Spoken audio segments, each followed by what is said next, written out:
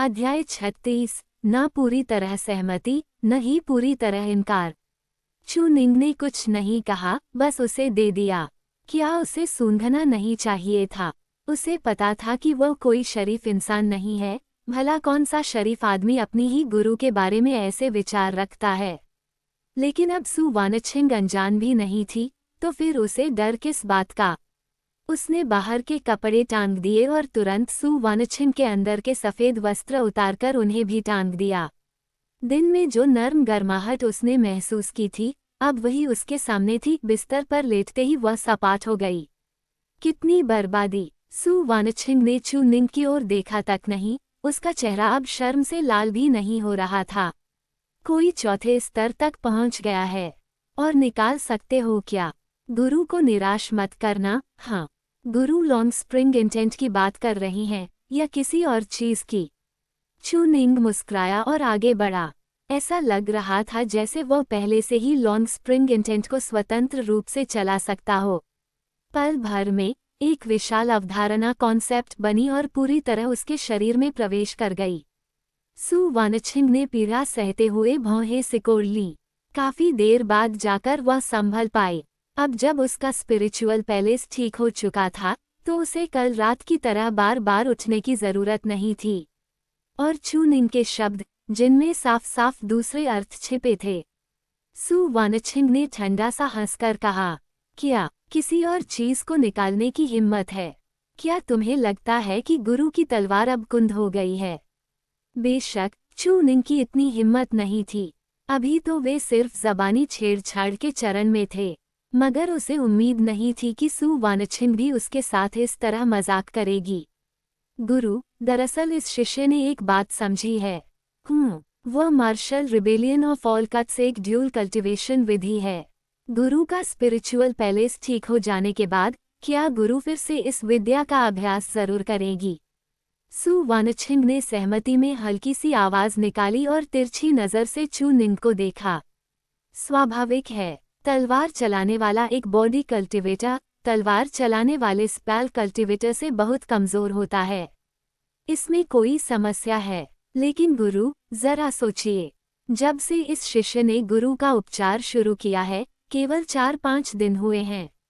सिर्फ इन 4-5 दिनों के कारण गुरु को फिर से अपने शरीर की साधना करनी पड़े। क्या ये थोड़ा घाटे का सौदा नहीं?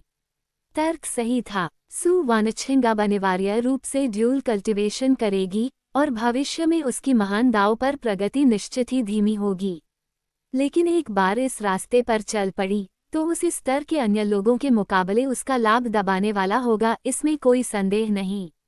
सु वानछिंग मुस्कराई। लेकिन निंग, जो बात तुम नहीं समझते वह ये है कि अगर गुरु के पास तुम्हारी martial rebellion of all cuts न होती, तो आज गुरु का दाव हॉट इतना दृढ़ न होता। अगर सब कुछ भाग्य में लिखा है, तो यही गुरु की नियति है। गुरु को यही रास्ता चलना है। और भला किसे पता था कि हमारा निंग इतनी तेजी से उन्नति करेगा? पहले ही चौथे स्तर पर पहुंच गया है। ये कौन सोच सकता था? पहले वह सिर्फ अपनी रक्षा करने की क्षमता चाहती थी, ताकि भागते समय डर में न जीना पड़े। अब लग रहा था कि कोई समस्या ही नहीं रही, परिवर्तन बहुत ज्यादा हो गए थे। चू निंग पलकें झपकाते हुए उपचार करता रहा। क्या ये शिष्य गुरु के परिवार से है? गुरु को लगता है, काश तुम्हारा उपनाम सु होता जब मैंने तुम्हें नाम दिया। तब मैं आधी तुम्हारी माँ होती। अगर ऐसा होता, तो क्या तुम अब भी ऐसे हल्के विचार रखने की हिम्मत करते? सु वानछिंग के स्वर में व्यंग्य था और साफ असंतोष। चू निंग को कोई आपत्ति नहीं थी, वह नाम बदलना भी नहीं चाहता था। चू निंग ठीक है। सु निंग, उसे तो जाने दो। तो अगर यह शिष्य भविष्य में गुरु को माँ कहे, तो गुरु क्या करेगी? क्या तुम सच में ऐसा करोगे? सु वानछिंग स्तब्ध रह गई। चू निंग असल में उसका पीछा कर रहा था, खुलकर नहीं, लेकिन दोनों के बीच खिंचाव था। मगर ये माँ कहेगा, एक दिन गुरु, जीवन भर माँ, इस शिष्य की बात में क्या गलत है? चू निंग की मुस्कान और गहरी हो गई। आखिर वो उसकी असली माँ तो थी नहीं, सिर्फ गुरु थी। कोई रक्त संबंध नहीं, तो इसे अतिरिक्त अटैक स्पीड समझो, है ना? सु वानछिंग हंसते हंसते रो पड़ी। तुम्हारे दिमाग में ये अजीब अजीब बातें आती कहाँ से हैं? ये सब नैतिकता और मर्यादा के खिलाफ हैं। तर्क से तो तुम्हें गुरु के बारे में ऐसे विचार भी नहीं रखने चाहिए थे, और तुम ऐसी बातें कहने की हिम्मत कर रहे हो। क्या तुम पिछले जन्म में किसी दानव साधक का पुनर्जन्म थे? ये शिष्य गुरु के लिए पुनर्जन्म है, और फिर साधारण दानव साधक इस शिष्य से तुलना नहीं कर सकते।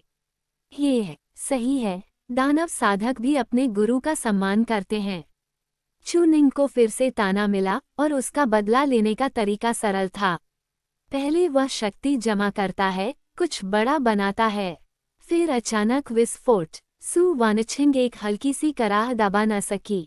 चू निंग, उसने गुस्से से उसे देखा, चेहरा लाल था, लेकिन चू निंग का भाव बिल्कुल नहीं बदला। सु वानछिंग, भूलो मत, तुम अपनी साधना की पुनः स्थापना के लिए मुझ पर निर्भर हो। मैं चाहूँ तो एक बार में जितना चाहूँ उतना इस्तेमाल कर सकता हूँ। क्या तुम्हें लगता है मैं तुम्हें कल तक पुकारने पर मजबूर नहीं कर सकता? बागी शिष्य, कहते हुए उसने लात मारी, लेकिन चू निंग ने उसका पांव पकड़ लिया और वह छुड़ा नहीं पाए। उसने उसे गुस्से और बेबसी के मिले जुले भाव से देखा। गुरु तुम्हें सलाह देती है, गुरु की साधना वापस आने मत देना, वरना सबसे पहले जिसे मैं काटूंगी वह तुम ही होगे। चू निंग जानता था कि यह मजाक है और हंस पड़ा। भले ही गुरु की साधना लौट आए, शायद वो मुझे पकड़ भी न पाए। मैं तो गुरु से भी बड़ा प्रतिभाशाली हूँ। ये वाकई योग्य प्रतिभा। कुछ सालों में जब तुम दुनिया के मंच पर कदम रखोगे, तब समझोगे कि तुम्हारी प्रतिभा कितनी चौंकाने वाली है। अब गुरु का पांव छोड़ो, उपचार जारी रखो। तलवे से भी ये शिष्य किसी भी कोण से कर सकता है। सु वानछिंग ने जवाब देना ही छोड़ दिया। ये लड़का हद से ज्यादा दुस्साहसी था, कुछ भी कहने की हिम्मत रखता था। अगर वह पहले की तरह आधा वाक्य भी छेड़ देती, तो उसे डर था कि चू निंग सच में कुछ कर बैठेगा। दृश्य देखकर चू निंग का मुंह सूखने लगा। वह पूरी तरह उपचार पर ध्यान देना चाहता था, लेकिन फिर उसे एहसास हुआ कि जरूरत ही नहीं। कोई रास्ता नहीं, वह बहुत ज्यादा शक्तिशाली था। वैसे भी अब उसके और सु वानछिंग के बीच कोई आरक्षण नहीं बचा था। बस इतना था कि सु वानछिंग उसे देखना तक नहीं चाहती थी। लेकिन चू निंग ने हद पार नहीं की। गुरु का स्वभाव उग्र था, वह उसके लिए बहुत खास था। कोई और होता तो वह सच में आत्महत्या कर लेती। पहले वह चाकू भी साथ रखती थी और मुंह में जहर भी। वह सही जगह पर रुक गया। दोनों का मूड ठीक था और चू निंग ने काफी छूट ले ली थी। अगर वह ज्यादा बढ़ता तो अगली बार यह मौका शायद न मिले। फिर भी चू निंग एक सवाल पूछे बिना नहीं रह सका। गुरु, अगर हम कभी दाव साथी बने तो क्या मुझे आपको गुरु कहना चाहिए या वानछिंग? सु वानछिंग चौंक गई, फिर गालियां देने लगी। अपनी माँ का सिर बुलाओ। चू निंग हंस पड़ा। ये शिष्य तो साफ तौर पर नहीं चाहता कि कोई और गुरु का दाव साथी बने। गुरु के पास दो ही विकल्प हैं, या तो अकेली रहें और हम गुरु शिष्य बने रहें, या फिर हम दाव साथी बने। तुम्हारा सिर बने दाव साथी। फिर ऐसी बातें कहीं तो निकल जाओ। ये सब यहाँ तक कैसे पहुँच गया? वह इतना दुस्साहसी हो गया था कि ऐसे विचार सोचने लगा उसमें कोई नैतिक बंधन ही नहीं था। गुरु का मिजाज थोड़ा तीखा है न? ऐसे रहोगी तो भविष्य में कोई शादी भी नहीं करेगा। क्या मुझे किसी से शादी करनी है? यह आसन अकेला है और बिल्कुल ठीक है। जिन्हें प्यार नहीं मिला वही ऐसा कहते हैं। एक बार कोई प्यार करे तो सोच धीरे धीरे बदल जाती है। क्या गुरु को प्यार की जरूरत है? जब से मैंने साधना शुरू की है, अनगिनत पुरुषों ने मेरी प्रशंसा की है, लेकिन मेरा स्वभाव हमेशा ऐसा ही रहा है। और यह शिष्य, तुम्हारे बाल भी पूरी तरह नहीं उगे और ऐसी बकवास कर रहे हो। दुनिया देखो, फिर बात करना। बचपन से अब तक क्या तुमने कभी ताइश्वान संप्रदाय छोड़ा है? तो कैसी बकवास कर रहे हो? सु वानछिंग लगभग डांट रही थी और उसके शब्दों में साफ संदेह था। तुमने कितनी औरतें देखी हैं जो ऐसी बातें कहने की हिम्मत करते हो? दुनिया में अनगिनत महिलाएं हैं, हर तरह की। उसे बस लगता था कि चू निंग को ये विचार इसलिए आए क्योंकि वो लंबे समय से उसके साथ रहा है। मगर जब वह भविष्य में दूसरी महिलाओं से मिलेगा तो क्या होगा? ऊपर से सु वानछिन का कोई इरादा दाव साथी ढूंढने का नहीं था, और अगर कभी ढूंढती भी तो अपने स्वभाव और प्रतिभा के कारण वह किसी को भी किसी और के साथ साझा नहीं कर सकती थी। भविष्य कौन जानता है? चू निंग मुस्कुराया और फिर आगे बढ़ा। इस बार उसके पैरों को नहीं छुआ, बस उपचार पर ध्यान देता रहा। दुनिया देखने के बाद भी क्या मैं फिर भी गुरु को सबसे अच्छा नहीं मानूंगा? सु वानछिन ने ठंडा सा हंसकर कहा, अभी ऐसा कहना जल्दबाजी है। बाद में अगर तुम गुरु का नाम भी याद रख सको तो वही बहुत बड़ी कृपा होगी। हम्फ। एक और हल्की हुंकार के साथ वह खुद पर काबू न रख सकी और उठकर चू निंग का कान मरोड़ लिया। तुम शरारती बच्चे हमेशा यही तरकीबें अपनाकर गुरु को छेड़ते हो। क्या तुम्हें लगता है गुरु मिट्टी की बनी है? गुरु ऐसा नहीं है, ये शिष्य ऐसा बिल्कुल नहीं सोचता। लेकिन थोड़ी सी जवाबी कार्रवाई भी तो चलती है न? सु वानछिन ने आंखें तरेरी, साफ उलझन में। जवाबी कार्रवाई उन बातों की वजह से जो गुरु ने कही थीं। वे बातें सीधे आपके लिए नहीं थीं, लेकिन सच हैं। आप सच में कभी ताइश्वान संप्रदाय से बाहर नहीं गईं। ये दुनिया बहुत विशाल है। क्या आप जानती हैं कि तियानश्वान संप्रदाय में एक बदमाश है जिसने दुनिया की सबसे सुंदर महिलाओं की सूची बनाई है और उसमें गुरु केवल शीर्ष 10 में हैं। जब आप कभी उन सबको मिलेंगी तब भी क्या आप ऐसे शब्द कह पाएंगी? और फिर मैं समझता हूँ कि गुरु की मेरे प्रति असली भावना क्या है। आपने मुझे इतने साल पाला है, मैं आपको सहारे के रूप में देखता हूँ, लेकिन यह मोह नहीं है और निश्चित ही प्रेम नहीं, ये सिर्फ वर्षों की निर्भरता है। इसलिए मैं कहता हूँ कि आप अभी भी बहुत युवा हैं और इन बातों को नहीं समझती। भविष्य में गुरु के साथ इन विषयों पर कम बात करना। सामने खड़ी उस अद्भुत सुंदरी को देखकर चू निंग और भी ज्यादा मुस्कुराया। तो गुरु का मतलब यह है कि अगर मैंने सब कुछ देख समझ लिया और फिर भी गुरु को ही सबसे अच्छा माना तो गुरु सहमत होंगी। सु वानछिन के शब्द गले में अटक गए।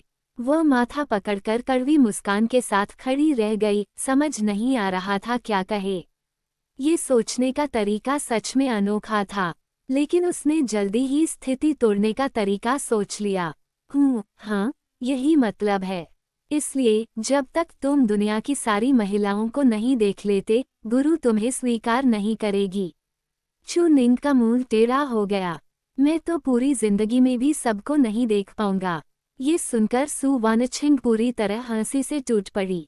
तो छोटे से साधना पर ध्यान दो, शायद किसी दिन एक नज़र में ही सब प्राणी दिख जाएं। खैर, गुरु ने तुम्हें ठुकराया भी नहीं है तो उदास होने की जरूरत नहीं है ना। अब टालमटोल मत करो, अगर कुछ भी बचा है सब निकाल दो। गुरु को यूं इंतजार मत करवाओ। ठीक है गुरु, ये शिष्य सब आपके लिए ही बचा कर रखेगा। इतना कहते ही सिस्टम ने अचानक सूचना दी। डिंग। पता चला कि होस्ट ने अपनी पत्नी को खुश किया। 10,000 योगदान अंक प्रदान किए जा रहे हैं। सिस्टम टिप्पणी, ऊपर से निष्क्रिय, लेकिन हर जगह नियंत्रण में पीछे हटने की कोई गुंजाइश नहीं। क्रिटिकल स्ट्राइक सक्रिय, योगदान अंकों से स्पिरिचुअल रूट को उन्नत किया जा सकता है। चू निंग अनायासी सु वानछिन को ध्यान से देखने लगा। ओह, तो गुरु इतनी खुश थीं। ये पहली बार था कि सीधे 10,000 योगदान अंक मिले, और स्पिरिचुअल रूट को भी योगदान अंकों से अपग्रेड किया जा सकता है। हे भगवान। अध्याय 37। अगर उपनाम सु न भी हो तो भी इतना बुरा नहीं लगता। इसके बाद दोनों ज्यादा कुछ नहीं बोले। एक शांति से बिस्तर पर लेटा था, बीच बीच में हल्की सी कराह निकाल देता था। दूसरा पूरी तरह एकाग्र था, जरा सी भी ढील देने की हिम्मत नहीं कर रहा था। उनकी बातें शब्दों में नहीं बल्कि उनके कर्मों में थीं। हर बार जब लॉन्ग स्प्रिंग इंटेंट प्रवाहित होता वही चू निंग की मंशा होती। शुरुआत में वह पूरी ताकत से करता था, जिससे आसानी से जोरदार विस्फोट हो जाता था। पता चला कि होस्ट ने अपनी पत्नी की साधना का 10% पुनर्स्थापित किया है। 100,000 योगदान अंक प्रदान किए जा रहे हैं। पता चला कि होस्ट ने अपनी पत्नी की साधना का 8% पुनर्स्थापित किया है। 80,000 योगदान अंक प्रदान किए जा रहे हैं। सु वानछिन की प्रतिक्रियाएं भी काबू से बाहर थीं और यह चू निंग को काफी उत्तेजक लग रहा था। गुरु की कमर एक हत्यारे की तलवार। लेकिन जैसे जैसे समय बीतता गया उसे धीरे धीरे अपनी कमजोरी महसूस होने लगी। पता चला कि होस्ट ने अपनी पत्नी की साधना का 6% पुनर्स्थापित किया है। 60,000 योगदान अंक प्रदान किए जा रहे हैं। पता चला कि होस्ट ने अपनी पत्नी की साधना का 2% पुनर्स्थापित किया है। 20,000 योगदान अंक प्रदान किए जा रहे हैं। पता चला कि होस्ट ने अपनी पत्नी की साधना का 2% पुनर्स्थापित किया है। 20,000 योगदान अंक प्रदान किए जा रहे हैं। न सिर्फ उसकी ताकत खत्म हो चुकी थी, बल्कि उसके विचार भी सूख चुके थे। उसकी कमर भी कोई खास नहीं थी। उसका शरीर बस ठीक ठाक ही था, देखने लायक उतना ही। लेकिन इस बार ये पूरा 2 घंटे तक चला। पहले जहां 15 मिनट में सब खत्म हो जाता था, अब पूरे 2 घंटे ये चू निंग की ताकत में धीरे धीरे हो रही वृद्धि का प्रमाण था। एक बूंद भी नहीं बची। गुरु चू निंग को चक्कर आ रहा था, लेकिन वह बेहोश होने वाला नहीं था। उसमें अब भी सु वानछिन को थोड़ा छेड़ने की ताकत बची थी। इस समय जमा हुए इनामों को देखकर चू निंग लगभग डर ही गया। पता चला कि होस्ट ने कुल मिलाकर अपनी पत्नी की साधना का 30% पुनर्स्थापित किया है। कुल इनाम 300,000 योगदान अंक। साधना पुनर्स्थापना प्रगति 61%। रास्ता लंबा और कठिन है। वह सोच रहा था कि इसमें बहुत समय लगेगा, लेकिन अब सिर्फ 39% बाकी था। दिन में थोड़ी रिकवरी के बाद वह सीधे सु वानछिन की क्षतिग्रस्त दाव मेरिडियंस को पूरी तरह ठीक कर देगा। फिर दोनों को दूसरों की दुश्मनी का सामना करने में और भी ज्यादा आत्मविश्वास होगा। यहाँ तक कि जरूरी संसाधन भी संप्रदाय के भंडार से लिए जा सकते हैं। इस समय चू निंग के पास कुल 500,000 योगदान अंक थे। वह बहुत कुछ कर सकता था, लेकिन वह मूर्खों की तरह उन्हें तुरंत खर्च करने वाला नहीं था। साधना पुनर्स्थापना से मिलने वाला लाभ सबसे बड़ा था, लेकिन उसकी भी एक सीमा थी। भविष्य अभी बहुत लंबा था। ये योगदान अंक तो बैंक में जमा पूंजी जैसे थे, एक साथ सब खर्च कर देना बहुत बड़ा नुकसान होता। जब तक उसकी साधना पर्याप्त और उसके उपाय मजबूत हैं, कोई समस्या नहीं होगी। तो अगली बार कुछ बूंदे बैकअप के लिए बचा लें। सु वानछिन ने चू निंग की छेड़छाड़ पर ज्यादा ध्यान नहीं दिया। पहले जो बातें हुई थीं, उनकी तुलना में ये तो बच्चों का खेल था।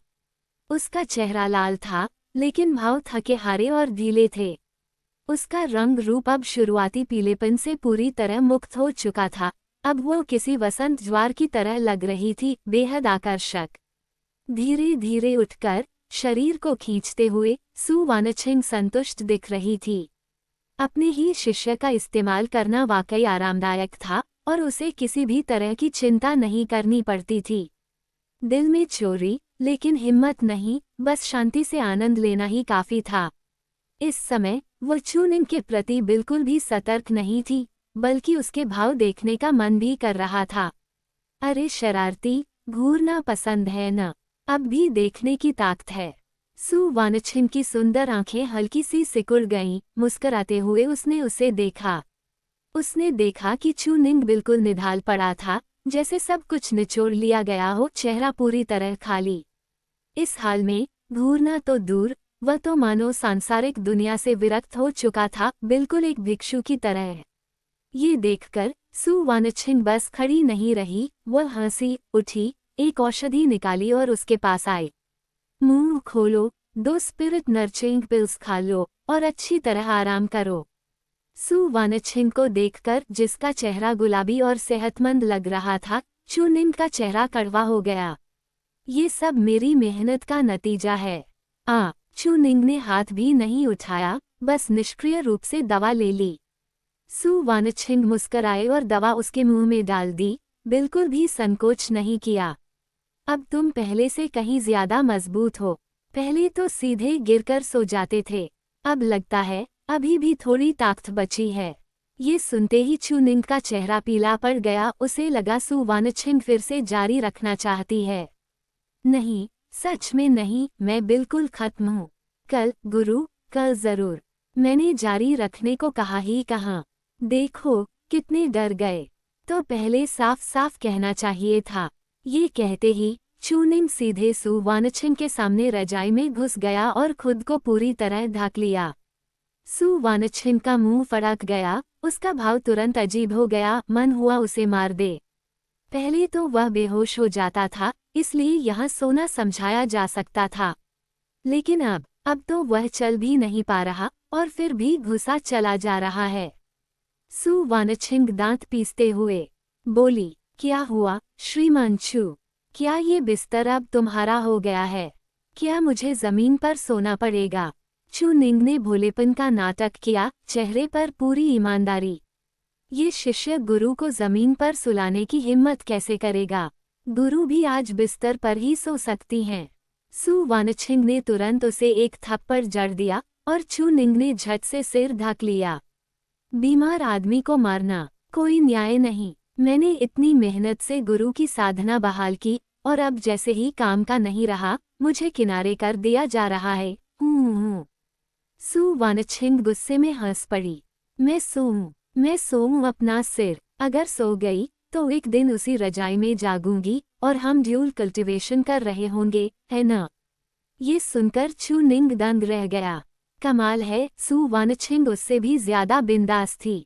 बड़ी उम्र की महिलाएं जब शरारत पर उतर आती हैं तो सच में संभालना मुश्किल हो जाता है। चुनिंग ने हिम्मत दिखाते हुए कहा, खैर इस शिष्य का ज़मीर साफ है। मुझे सोना है तो मैं सोऊंगा। आज साफ कह देता हूँ, अब से यह बिस्तर मेरा है।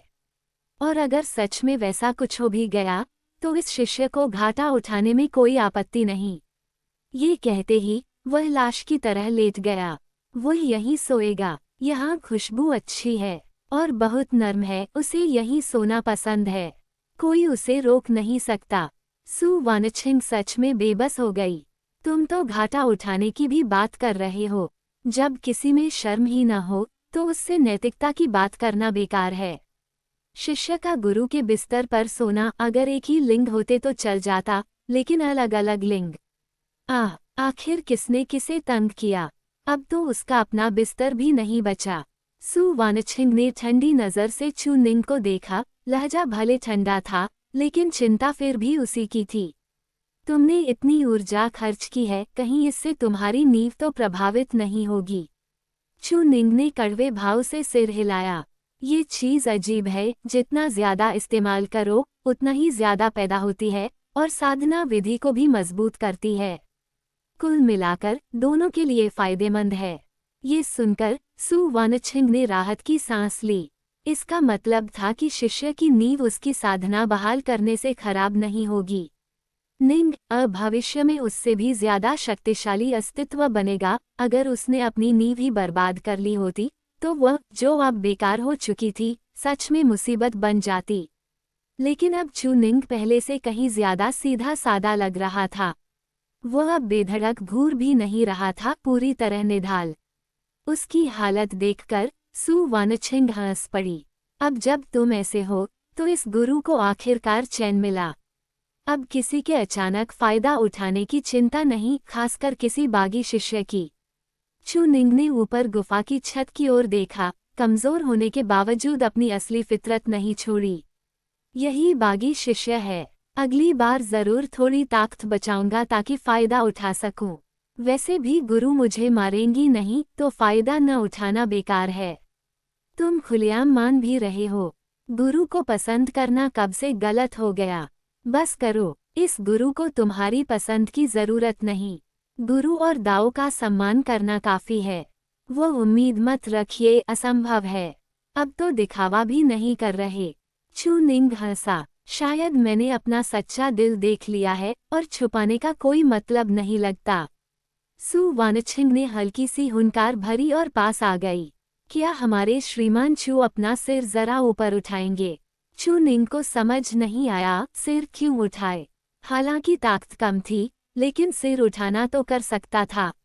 लेकिन जैसे ही उसने उठाया, उसने महसूस किया कि उसका तकिया बदल चुका था। अब वह गोद की तकिया थी। वह साफ साफ सु वानछिन की जांघों की गर्माहट महसूस कर सकता था। चाहे वह कितना ही कमजोर क्यों न हो, अब वह शांत नहीं रह सकता था। ये दाई यूं ऊपर देखने पर वह सु वानछिन का चेहरा देख ही नहीं पा रहा था, सब ढका हुआ था।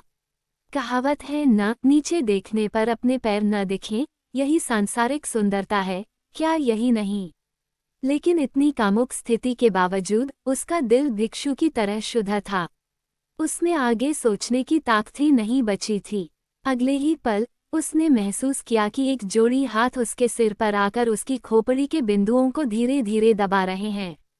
चू निंग को तुरंत लगा कि अत्यधिक थकान से हुआ सिरदर्द काफी कम हो गया है और दवा का असर भी तेज हो गया है। मानो सारी थकान धुलती जा रही हो। तो बात ये थी, चू निंग का चेहरा कड़वाहट से भर गया। दृश्य इतना उत्तेजक था और वह इतना असहाय, चाहते हुए भी कुछ कर नहीं सकता। उसने आह भरते हुए पूछा, गुरु, अचानक इस शिष्य का सिर दबाने का ख्याल कैसे आया? सु वानछिन ने बिना भाव बदले हल्की आवाज में कहा, हर बार जब तुम सोते हो, तुम्हारे माथे की नसें उभर आती हैं। इस गुरु ने कल कुछ प्राचीन ग्रंथ देखे, यह अत्यधिक परिश्रम का दुष्प्रभाव है। ऐसे दबाने से राहत मिलती है। ये बस साधारण तरीका है, तुम जितना जानते हो उतना असरदार नहीं। अगर ठीक न लगे तो इस गुरु को दोष मत देना। एक पल में चू निंग का दिल पिघल गया और चेहरा मुस्कान से भर गया। गुरु ऐसा करे और यह शिष्य दोष दे, लेकिन क्या भविष्य में भी ऐसा हो सकता है? यह इस पर निर्भर करेगा कि कोई खास व्यक्ति कैसा प्रदर्शन करता है। ये शिष्य कल जरूर गुरु को और ज्यादा देगा, ऐसा कि गुरु पूरी तरह संतुष्ट हो जाएं। सु वानछिन की सुंदर आंखें तरेर गईं और उसने अचानक जोर से दबाया, लगभग चू निंग को दर्द से चिल्ला ही दिया। शरारती, हर मौके पर छेड़छाड़, सो जाओ, देखो कितने नींद में हो। दिन भर का एक बड़ा भोला। क्या वह सच में इतना मूर्ख है? अगर उसने थोड़ी ताकत बचा भी ली होती तो क्या वह कुछ कहती? लेकिन फिर उसे लगा अगर शिष्य बस यहीं रुकना चाहता है तो इसे समझाया भी जा सकता है। फिर भी वह जानती थी कि उसका शिष्य वैसा नहीं है, उसके छोटे छोटे हथकंडे वह एक नज़र में समझ जाती थी। चू निंग का अब बेहोश न होना इसलिए नहीं था कि उसने खुद को रोका, बल्कि इसलिए कि उसकी साधना बढ़ चुकी थी। चौथे स्तर पर पहुंचने के बाद वह ज्यादा सहन कर सकता था, लेकिन उसके लिए चू निंग लगभग कभी कुछ बचाकर नहीं रखता था। ऐसे में कौन नहीं पिघलेगा? उसके कहने के बाद चू निंग सच में शांत हो गया।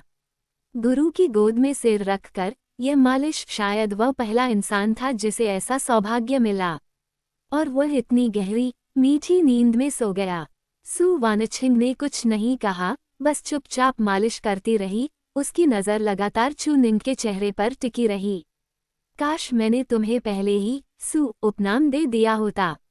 अगर ऐसा होता तो क्या तुम अब भी ऐसे विचार रखने की हिम्मत करते? लेकिन अब लगता है इतना बुरा भी नहीं है न? अध्याय 38। निंग, आओ आज गुरु तुम्हारी मांसपेशियों और हड्डियों को तपाऊं। चू निंग पहले ही गहरी नींद में था। सु वानछिन ने अपने मन के विचारों को कुछ हद तक सुझाने के बाद धीरे से उठकर चू निंग पर ओढ़ी हुई चादर ठीक की। कौन से विचार सुलझाए ये वह खुद भी नहीं जानती थी। उसे बस इतना लगा कि वर्तमान बहुत अच्छा है, दिल की सुनकर चलना ही काफी है। भविष्य में चाहे कुछ भी हो जाए, क्या वह भाग्य ही नहीं होगा? शायद वही उसका भाग्य हो। ये सोचकर सु वानछिन हल्के से हंसी। अब जब चू निंग सो चुका था तो उसे अपनी साधना शुरू करनी थी। तीसरा स्तर, विलो टेंडन क्षेत्र। आज रात वह तूपो ब्रेकथ्रू करने वाली थी। वह बहुत सावधानी से उठी ताकि उसे जगा न दे, चादर ठीक की और बिस्तर के पास खड़ी होकर कुछ देर उसे निहारती रही। कब से इस लड़के ने ये सोचना शुरू कर दिया कि उसके बिस्तर पर सोना उसका अधिकार है। बागी शिष्य, आलस छोड़ो। वह तो चाह रहा था कि मैं भी सोऊं। अगर मैं सच में सो जाती तो क्या मुझे यकीन होता कि चुनिंग जरा भी शालीन रहता। बदबूदार लड़का, गुरु की साधना पूरी तरह लौट आए, फिर देखना, तुम्हें टांग कर पीटूंगी। ये सोचकर उसका मूड और अच्छा हो गया। शरीर साधक की साधना के लिए औषधीय सामग्री चाहिए होती है, तू पो के लिए तो और भी जरूरी। उसने कपड़े नहीं पहने, आखिर चुनिंग सो रहा था और भीगने का झंझट कौन ले। उसने औषधीय सामग्री निकाली और तीसरे स्तर के लिए आवश्यक औषधीय द्रव तैयार किया। तीसरे स्तर की औषधियां बेहद तीव्र होती हैं, साधारण लोग उन्हें ले तो मर जाएं। औषधीय द्रव बनने पर उनकी शक्ति और भी बढ़ जाती है, लगभग पिघले हुए लावे जैसी। लेकिन उसके लिए यह कोई बड़ी बात नहीं थी, उसका शरीर पहले ही काफी मजबूत था। उसने अपना पेटीकोट और अंतर्वस्त्र उतार कर रख दिए, स्वर्गीय शिल्प से गढ़े गए जैसे आकर्षक शरीर को उजागर करते हुए। अफसोस, चुनिंग तो सुअर की तरह सो रहा था, कुछ देख ही नहीं पाया। सु वानछिंग बिना हिचक औषधीय द्रव में उतर गई। एक पल में हड्डियों तक चुभने वाला दर्द, अभी अभी लौटी साधना से मिली सारी सुखद अनुभूति गायब हो गई। यही तो शरीर साधकों का मार्ग है, आराम तो मृतकों के लिए होता है। इस असहनीय पीड़ा के बिना स्वर्गीय दाव की झलक कैसे मिले। औषधीय द्रव उबलने लगा और वह भी कराह उठी। उसकी नज़र दूर सो रहे अपने शिष्य पर पड़ी और वह दांत पीसने लगी। महान दाव का यह मार्ग उसका भाग्य था। सहन न कर पाई तो मृत्यु, सहन कर गई तो स्वर्गीय मार्ग की शुरुआत।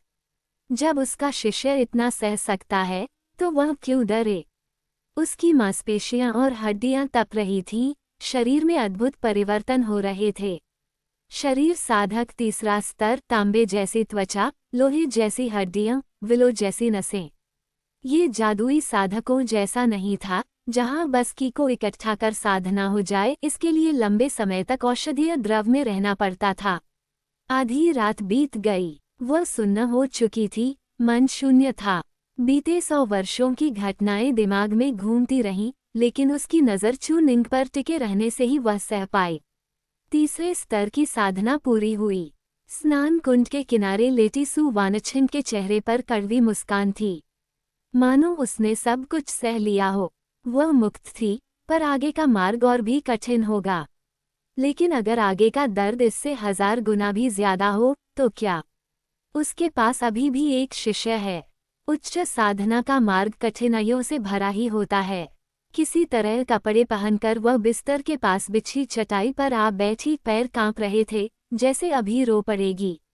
बहुत थकान थी, अब वह समझ पा रही थी हर बार उपचार के बाद उसका शिष्य भी ऐसा ही महसूस करता होगा।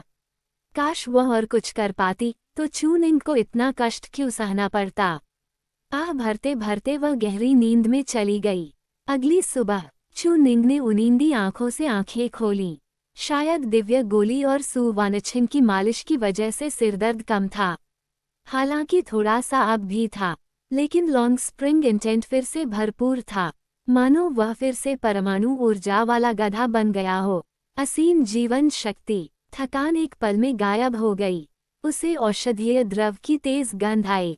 मुड़कर देखा, स्नान कुंड में इस्तेमाल किया हुआ औषधीय द्रव था। पास ही सु वानछिंग भी गहरी नींद में थी। स्पष्ट था वह रात में साधना करने चली गई थी। सोते समय चोरी छिपे साधना, मुझे देखने नहीं दिया है ना? ठीक है, अब मैं चोरी छिपे देखूंगा। चुनिंग का ध्यान सु वानछिंग पर गया। एक चटाई, एक तकिया और पतली चादर, बिस्तर जितना आरामदायक नहीं, लेकिन बिस्तर तो अब उसका था। आह, गुरु भी कितनी औपचारिक। सब एक साथ बिस्तर पर सो लेते तो क्या बिगड़ जाता। चुनिंग हंसा और लुढ़ककर उसके पास चला गया, आधा तकिया साझा किया और चादर में घुस गया। गुरु, आधी चादर दे दीजिए, तकिया भी थोड़ा सरकाए। अत्यंत नींद में डूबी सु वानछिंग ने अनजाने में तकिया और चादर दे दी। दोनों करीब करीब लेटे थे। चुनिंग उसकी सुगंध महसूस कर रहा था। उसने कुछ नहीं किया, यहाँ तक कि बांह भी नहीं डाली। फिर चोरी छिपे झांका। अंदर शर्ट नहीं, बस पेटीकोट। तो रहने दो, गले लगाना तो मौत को बुलाना होगा। देखना ठीक है, डांट पड़ेगी पर मार नहीं। सुनहरी पेटीकोट, उस पर बने ड्रैगन मोटे ताजे लग रहे थे। कम से कम डी कप तो होगा। तौल सकता हूँ, पर शायद जान से जाऊं। बहुत सुंदर, चूमने का मन हो रहा है, लेकिन हिम्मत नहीं हुई। वो बस पास खिसक गया और नींद का नाटक करने लगा। गुरु, मेरी चादर मत खींचिए, तकिया मेरा है, आपने ही तो कहा था। सु वानछिंग बड़बड़ाए। निंग, मत परेशान करो, बहुत नींद आ रही है। चू निंग खुश हो गया और पास आ गया। उसने उसे बाहों में ले लिया। सु वानछिंग को होश ही नहीं, उसने भी उसे पकड़ लिया। चू निंग बेहद संतुष्ट था। कुछ देर बाद सु वानछिंग को अजीब लगा, पास कोई गर्म इंसान। आंख खोली, चू निंग मुस्कुरा रहा था। सुप्रभात गुरु, नींद कैसी रही? वह चौंक गई। ये सपना नहीं था। मुस्कान आई। निंग, गुरु का बिस्तर छोटा पड़ गया क्या? जमीन पर ठंड लग न जाए, इसलिए साथ आया हूँ। कितना ख्याल रखने वाला हूँ, है ना? हाँ, बहुत ख्याल रखने वाले हो। अगले ही पल एक भूसा सीधे आया। बेशर्म, चू निंग रोकने गया, पर समझ गया। तीसरे स्तर की शरीर साधक। अब उसकी की से बचाव बेकार था। एक भूसा उसे चकनाचूर कर सकता था। वह पीछे हटा, पर सु वानछिंग नहीं रुकी। निंग, आज गुरु तुम्हारी मांसपेशियों और हड्डियों को तपाएगी। भूसा भयंकर हवा के साथ। चू निंग भागता रहा, सिर बचाता रहा। गुरु, मैंने कुछ नहीं किया। गुरु जानती है, ये सब तुम्हारे भले के लिए है। भागते क्यों हो? आज जो भागा, वही पोता। अगर गुरु हारी, तो पोती। सु वानछिंग, निकलो यहाँ से, जागते ही इतना। शैतान, जाओ, मुंह धो। गुरु, अब नहीं मारोगी। तुम्हारी चमड़ी मोटी है, मारकर क्या फायदा? नाश्ते में क्या चाहिए? चू निंग मुस्कुराता हुआ बोला। गुरु जो बनाए, वही पसंद है। सु वानछिंग ने ठंडी नजर डाली। इतना मोटा चमड़ा, मेरे सारे शिष्य बागी हैं। उसने सोचा, अब चू निंग को और सख्त प्रशिक्षण देना होगा। हाथ छोड़ो, आज से रोज तलवार के दाव के साथ 2 घंटे गुरु से अभ्यास करोगे। नहीं तो गुरु ठीक से लड़ भी नहीं पाएगी। अध्याय 40, अमर तलवार में आत्मा है। त्यानश्वान, दोनों ऐसे गले मिले जैसे बरसों बाद बिछड़े भाई हों। जो भी ये दृश्य देखता, विशेषकर शूहू को, वह अवाक रह जाता। जो आदमी रोज लोहे को कूटता रहता है, जरा जरा सी बात पर आग बबूला हो जाता है, वही आज मुस्कुराता हुआ चू निंग को उस शियानजियान अमर तलवार को दिखाने ले जा रहा है, जिसे अब बाहरी लोगों को देखने तक की अनुमति नहीं थी। ये तो किसी भूतिया कहानी जैसा था। रास्ते भर सब लोग स्तब्ध और भ्रमित थे, मगर किसी ने कुछ कहा नहीं। आखिर उनके अपने अपने कारण होंगे।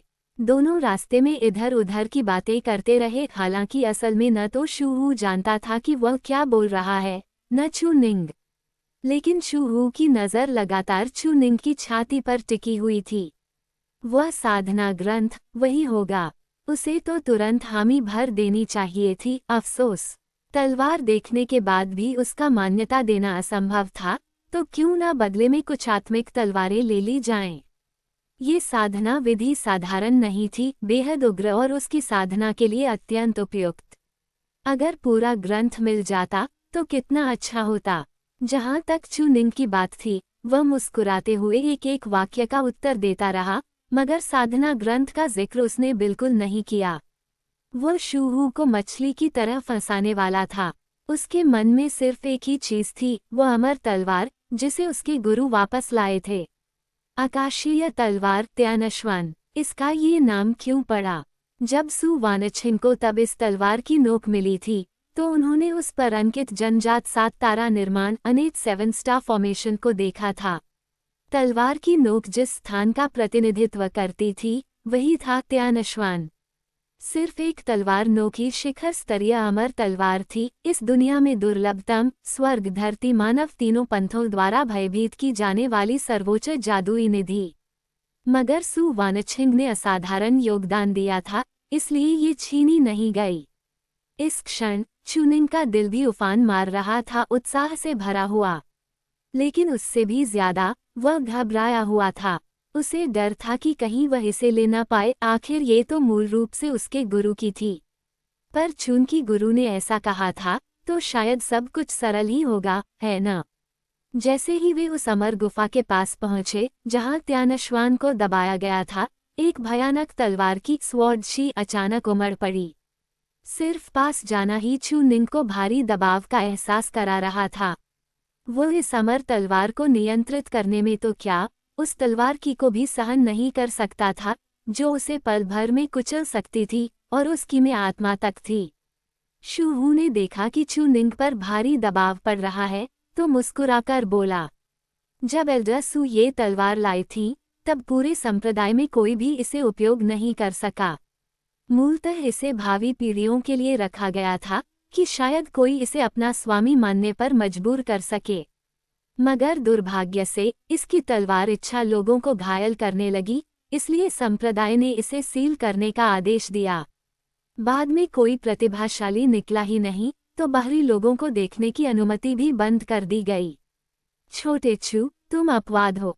मैं तुम्हें बहुत मानता हूँ, मगर अगर ये तुम्हें स्वीकार न करे तो निराश मत होना। हमारी तलवार ढलाई चोटी पर और भी बहुत अच्छी चीजें हैं। अगर दबाव ज्यादा लगे तो कोई और चुन लो। इस प्रतिबंध को खोलना बहुत झंझट भरा है और तुम्हें चोट भी लग सकती है। चू निंग ने सिर हिलाकर मुस्कुराते हुए कहा, अब जब मेरे पास शक्ति है तो पहली चीज जो मैं पाना चाहता हूँ वही ये उड़ने वाली तलवार है। अगर यह मुझे अपना स्वामी न माने तो इस संसार में कोई भी तलवार मेरे लिए उपयुक्त नहीं। तब मैं कोई भी तलवार नहीं लूंगा। ये सुनकर शू हू की आंखें मुस्कान में सिकुड़ गईं। कितना घमंडी, खुद सू वानछिंग भी इसे नहीं मना पाई थी और तुम। लेकिन शू हू ने कुछ कहा नहीं, बस मुस्कुराता रहा। आगे बढ़ते बढ़ते तलवार इच्छा और भी प्रचंड होती गई और शिष्यों की संख्या घटती चली गई। चू निंग को चलना तक कठिन हो रहा था और शू हू, जो अब भी उस साधना ग्रंथ के बारे में सोच रहा था, ने तय किया कि बस उसे तलवार दिखा दी जाए। भूमि पर बना प्रतिबंध, 8 दिशाओं वाला निर्माण चित्र धीरे धीरे खुलने लगा। ये प्रतिबंध बहुत अजीब था। सिद्धांततः त्यानश्वान तलवार को सू वानछिन का मार्गदर्शन मिला था तो इसे यहीं रहना चाहिए था, फिर सील क्यों? शायद उन्हें डर था कि तलवार भाग जाएगी। निर्माण खुला और सामने एक अत्यंत अंधेरा गुफा द्वार प्रकट हुआ। चू निंग को लगा जैसे उसका चेहरा फट गया हो, खून टपकने लगा। तलवार इच्छा अत्यंत उग्र और निर्दयी थी। उसने देर नहीं की, ड्रैगन एलिफेंट दमन कारागार शक्ति उसके चारों ओर प्रकट हुई, शरीर को सुदृढ़ करती हुई, और दीर्घ वसंत अभिप्राय लगातार उसकी चोटें भरता रहा। इस समय शू हू पर भी भारी दबाव था। तलवार आत्मा की इच्छा और प्रचंड हो रही थी, वह भी डरने लगा। लेकिन वह कमजोरी नहीं दिखा सकता था, वरना चू निंग सब समझ जाता और साधना ग्रंथ कैसे मिलता। जैसे ही वे अमर गुफा में प्रवेश करते हैं, नीली हरी मोमबत्तियां फूंज की आवाज के साथ जल उठती हैं। 8 अत्यंत शक्तिशाली लोहे की जंजीरें केंद्र की ओर जकड़ी थीं, जहां आत्मा परिशोधन का निर्माण था और एक पारदर्शी हरी लंबी तलवार उसमें गड़ी हुई थी। कुछ गड़बड़ थी। अगर तलवार ने किसी को नहीं माना था तो इसे बांधा क्यों गया? चू निंग की भौहें सिकुड़ गईं। उसी क्षण त्यानश्वान ने आगंतुकों को महसूस किया। तलवार जमीन से उछलकर हवा में तैरने लगी, जैसे दोनों को ऊपर से देख रही हो। मैं पहले ही कह चुका हूँ, ताइश्वान संप्रदाय के तुम लोग सब निकम्मे हो। तुम में से कोई भी मुझे अपना स्वामी बनाने योग्य नहीं है। फौरन यहाँ से दफा हो जाओ, नहीं तो आज तुम्हारी मौत का दिन होगा। चू निंग अनायासी चौंक गया। हे भगवान, ये स्वभाव तो बिल्कुल गुरु जैसा है। बस आवाज से यह पता नहीं चलता कि नर है या नारी। वैसे तलवार आत्मा का लिंग होता भी है क्या? ये सुनकर शू हू की खोपड़ी झंझना उठी। उसने तुरंत हाथ जोड़कर कहा, आदरणीय तलवार आत्मा, मेरा कोई अपमान करने का इरादा नहीं था। मेरे भतीजे शिष्य चू निंग गुरु के आदेश से यहाँ आए हैं, ये देखने की क्या वे आपको अपना स्वामी मानने पर राजी कर सकते हैं। कृपया हमें क्षमा करें। छठे स्तर का साधक शू हू भी सिर झुकाने को मजबूर था। डर था कि कहीं तलवार आत्मा बेकाबू न हो जाए। इसी डर से संप्रदाय ने विशेष निर्माण लगाकर इसे बांध रखा था, वरना ये कब की भाग चुकी होती। त्यानश्वान गुस्से में बोली, क्या मेरी बात समझ में नहीं आती? मैंने कहा, तुम्हारे ताइश्वान संप्रदाय का कोई भी व्यक्ति योग्य नहीं है। सब के सब यहाँ से दूर हो जाओ। उसका गुरु है। मुझे इससे कोई फर्क नहीं पड़ता कि उसका गुरु कौन है। चू निंग तुरंत मुस्कुराया और बोला, मेरे गुरु सु वानछिंग हैं। क्या आदरणीय उन्हें जानते हैं? ये सुनते ही उड़ती तलवार एक क्षण को ठिठक गई। ओह, यह अलग है। लेकिन उसने साफ तौर पर विश्वास नहीं किया और व्यंग्य से बोली, तो फिर तलवार स्वामिनी खुद क्यों नहीं आई? उनकी जगह तुम क्यों आए हो? खुद न आकर शिष्य को भेजना। जरूर नकली शिष्य होगा, उसे बिल्कुल विश्वास नहीं हुआ। चू निंग ने देर नहीं की। सु वानछिंग के निर्देश अनुसार उसके चारों ओर एक तलवार इच्छा प्रकट हुई। एक विशाल गहन अभिप्राय उस धुंधले अभिप्राय से भी अधिक गहरा, जिसे तलवार आत्मा ने एक नज़र में पहचान लिया। ये सचमुच वही है, और ये तो तलवार स्वामिनी की शुद्ध तलवार इच्छा है। हे, तलवार स्वामिनी किसी को लेने भेज रही है। आखिरकार वह इस भयानक जगह से निकल सकेगी। लेकिन तलवार स्वामिनी खुद क्यों नहीं आई? त्यानश्वान ने संदेह से पूछा। मैंने तुम्हारी तलवार इच्छा पहचान ली है, मगर वह स्वयं क्यों नहीं आई? फिर उसने जोर दिया, शक दूर करने के लिए, तुम्हारी तलवार इच्छा बहुत कमजोर है। तुम्हारे ताइश्वान संप्रदाय में सिर्फ सु वानछिंग की तलवार इच्छा ही मुझे स्वीकार करने योग्य लगती है। उसे स्वयं आने दो। वो सिर्फ सु वानछिंग को ही मानती थी, बाकी सब बेकार। चू निंग स्तब्ध रह गया। वाह, चेहरे बदलने की रफ्तार तो किताब पलटने से भी तेज है। हालांकि वह उसका चेहरा देख भी नहीं सकता था। लेकिन शूहू ने अफसोस जताते हुए कहा, आदरणीय, सु वानछिंग ने अपनी सारी साधना खो दी है। शायद इसी कारण उन्होंने अपने शिष्य को भेजा है, ताकि वह आपकी मान्यता प्राप्त कर सके। अगर ऐसा है, तो फिर कोई भी आपको मना नहीं पाएगा। तो चलो, छोटे चू, हम आदरणीय के विश्राम में बाधा न डालें। चू निंग भला कैसे जा सकता था? तलवार का रवैया तो बदल चुका था। गुरु ने एक वाक्य और कहा था, उत्तर प्रदेश से तलवार निकलेगी, 8 दिशाओं को झाड़ देगी। क्या आदरणीय ने ये सुना है? त्यानश्वान एकदम जड़ हो गई। साधना खोने की बात उसने पहले नहीं मानी थी, क्योंकि उसे विश्वास नहीं था कि ऐसी प्रतिभा को कुछ हो सकता है। उसे लगा था कि उसे धोखा दिया जा रहा है। लेकिन ये शब्द सुनते ही उसे सब समझ में आ गया। ये वही समझौता था जो उसका सु वानछिंग से हुआ था। इस क्षण उसे सच में एहसास हुआ कि शायद सु वानछिंग के साथ कुछ भयानक घटा है। कैसे संभव है? तलवार स्वामिनी अपनी साधना कैसे खो सकती है? नहीं, उसे जाकर देखना होगा। ये कहते ही वह सीधे मानव रूप में बदल गई। एक युवती जिसका शरीर 8 लोहे की जंजीरों से जकड़ा था, भारी और बंधा हुआ प्रतीत होती, मगर उसने उन्हें पल भर में तोड़ दिया। वह निर्माण जैसे था ही नहीं, वह सीधे शूहू और चू निंग के सामने आ खड़ी हुई। दोनों हक्का बक्का रह गए। हे भगवान, वह यूं ही बाहर निकल आई। तो यह निर्माण किस काम का था? छोटे शिष्य, मुझे तुरंत उस सु वानछिंग के पास ले चलो और बताओ कि आखिर हुआ क्या है। इतना कहकर वह हैरान परेशान चू निंग को घसीटते हुए ले गई। और शूहू वहीं खड़ा, पूरी तरह अवाक। क्या ये निर्माण, क्या संप्रदाय प्रमुख और कई एल्डरों ने मिलकर तलवार आत्मा को रोकने के लिए नहीं बनाया था? सु वानछिंग ने भी तब हिस्सा लिया था। बरसों से लोग इसे समझने आते रहे, और यह हमेशा तलवार आत्मा को रोकता रहा। फिर यह ऐसे कैसे निकल गई, जैसे कुछ था ही नहीं? क्या इस निर्माण में कोई गड़बड़ी थी? नहीं, अमर तलवार किसी के साथ चली गई, और वह कोई और नहीं, चू निंग था। शूहू ने तुरंत रोकने की कोशिश की।